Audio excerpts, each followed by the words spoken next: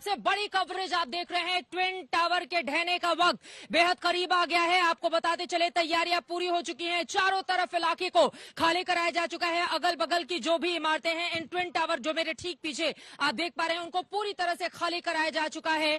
आसपास के रहने वाले लोगों से भी अपील की गई है कि वो अपने दरवाजे और खिड़कियां तब बंद रखेंगे जब इसमें बटन के जरिए कंट्रोल ब्लास्ट किया जाएगा। 2 घंटे 28 मिनट का और इंतजार, काउंटडाउन शुरू हो चुका है और इसको लेकर जबरदस्त तरीके से तैयारियां की गई हैं। लेकिन सबसे बड़ा सवाल, ये इमारत तो आज ढह जाएगी, लेकिन इसका मलबा अपने पीछे बहुत सारे सवाल खड़े करके जाएगा। सवाल बिल्डर्स की मनमानी को लेकर, सवाल उस आम आदमी को लेकर जो जीवन भर की अपनी पूंजी लगा देता है एक अदद मकान को, फ्लैट को खरीदने के लिए, और उसके हाथ क्या आता है। इस तरह का रिजल्ट, ये इमारत तो जमींदोज हो जाएगी, धराशायी हो जाएगी, मलबे में तब्दील हो जाएगी। लेकिन उन अधिकारियों का क्या, जिनकी नाक के नीचे, जिनके कलम के दस्तखत की वजह से इस तरह की इमारत बनी और उनके खिलाफ अब तक कोई भी कार्रवाई नहीं की गई है।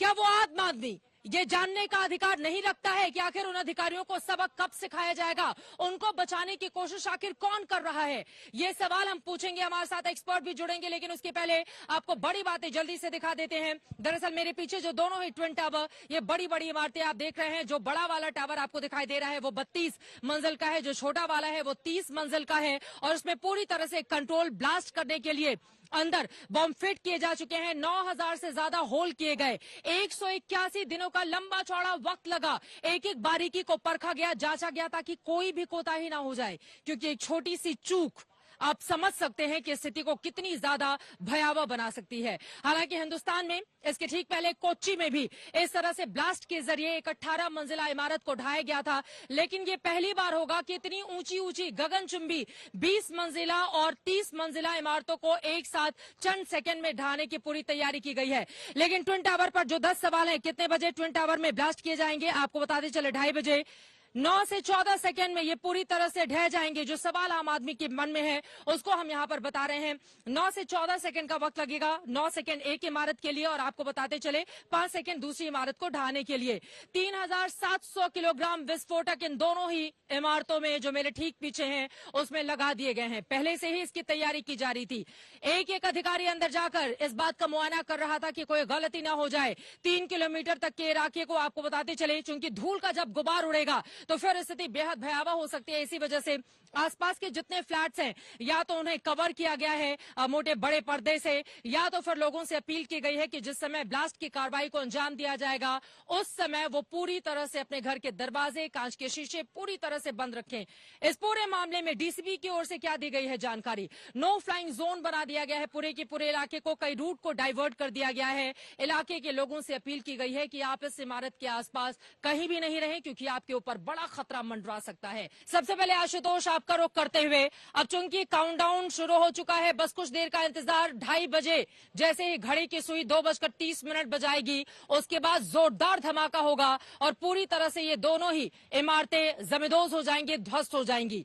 लेकिन सबसे बड़ा सवाल यह भी खड़ा हो रहा है कि जिन लोगों की मिलीभगत थी, नोएडा अथॉरिटी के जो लोग इसमें संलिप्त थे, उनके खिलाफ कार्रवाई कब होगी। लेकिन उसके पहले ये बताइए कि अभी तैयारियां किस तरह से देख रहे हैं, आसपास के कौन कौन से वो हिस्से हैं जिनको पूरी तरह से खाली कराया जा चुका है, और लोगों से अपील की जा रही है कि आप वहां पर मौजूद कतई नहीं रहें, दूर इलाके में कहीं दूसरी जगह सुरक्षित चले जाएं।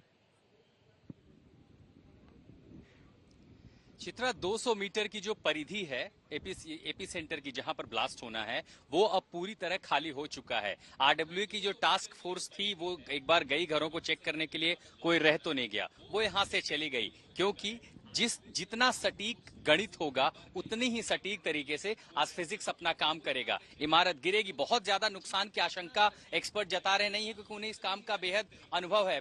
मुझे याद है 2007 में पहली बार ब्लास्ट इसी तरह देखी, 3 मंजिला इमारत मुंबई में, लेकिन वो एक्सप्लोजन था जिसका नुकसान हुआ क्योंकि पत्थर चिटक कर आए। अब जो तकनीक है वो इम्प्लोजन की है, इसलिए बहुत ज्यादा नुकसान की आशंका नहीं है। हर 4 मंजिल पर सफेद कपड़ा जो आप देख रहे हैं वो जियो सिंथेटिक क्लॉथ है, वो उसका काम ही है कि जब इम्प्लोजन हो तो छोटे मोटे टुकड़े किसी भी वेलोसिटी से उसके पार्टिकल्स बाहर ना निकलने पाए। बिल्डिंग को इस तरह डिजाइन किया गया जैसे जब बनाया गया था एक ही जगह पर गगनचुंबी इमारत बननी थी, उसी तरह जब ये ढहेगा तो इसे एक ही जगह पर गिरना है। पहले मंजिल से लेके चौथी, फिर चौथी से आठवीं, आठवीं से 12वीं, ऐसे धमाके होंगे। लेकिन हर धमाका चूंकि 1 मिलीसेकंड की देरी से होगा, इसलिए पता नहीं चलेगा, लोगों को एक ही धमाका सुनाई देगा। साथ ही एक तस्वीर आपको दिखाऊं, देखिए उसी इमारत के पास एक क्रेन खड़ी है। इस क्रेन में भी एक बड़ा सा कपड़ा लेके घेराव किया गया है। दरअसल वो एटीएस की तरफ का इलाका है। एटीएस के पास जो खुला मैदान है कि धूल का गुबार वहां ना जाए। इस समय जब हम बात कर रहे हैं तो इस समय उत्तर पश्चिम से लेके दक्षिण पूर्व की दिशा में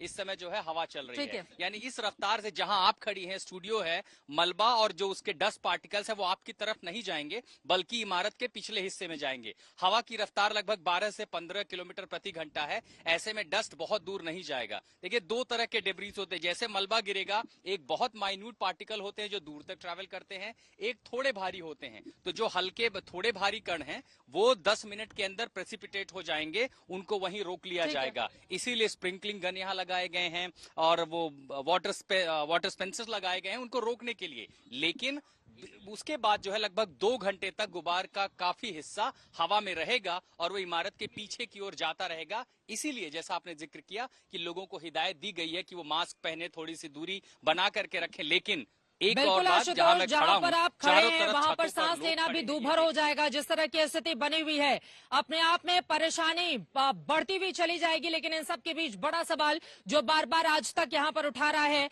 जो जिम्मेदार लोग हैं उनके खिलाफ कार्रवाई कब होगी? एक इमारत को तो आप गिरा देंगे, लेकिन जिस तरह की जड़ें गहरी हैं इस देश में भ्रष्टाचार की, खासतौर से नोएडा एनसीआर के आसपास जो गगनचुंबी इमारतें बनाई जाती हैं और उसमें जो मिलीभगत सामने आती है नेताओं अधिकारियों की, उस पर रोक कब लगेगी, ये अपने आप में सवाल कायम है।